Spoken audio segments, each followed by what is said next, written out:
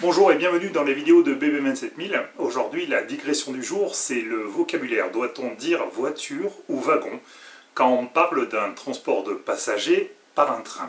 Nombreux sont ceux qui font la différence entre une voiture qui transporte des passagers et des wagons qui transportent des marchandises. Mais pourquoi utilise-t-on deux mots différents dans le ferroviaire? C'est simple. Au début du chemin de fer, on transportait des marchandises. Généralement du charbon, des minerais, du fer.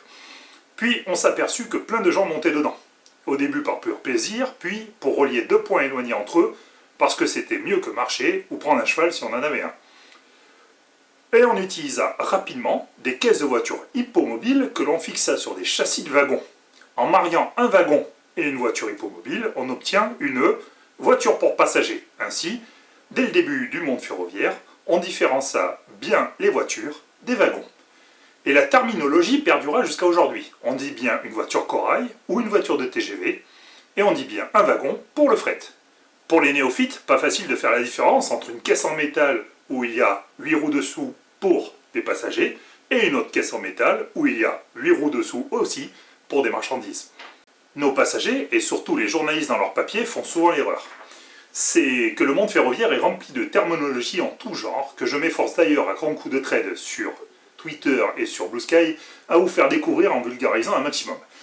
Mais l'usage des mots voiture et wagon, ça reste un sujet extrêmement sensible. Il n'est pas rare d'être pris de voler par un lexicologue ferrovipate lors d'un dîner de famille ou dans une discussion sur les réseaux sociaux, expliquant avec moult détails les différences entre les deux termes. Comme le prêcheur portant la bonne parole venant de la nuit des temps ferroviaires, c'est d'ailleurs écrit dans le règlement, et le règlement, c'est une valeur de Bible.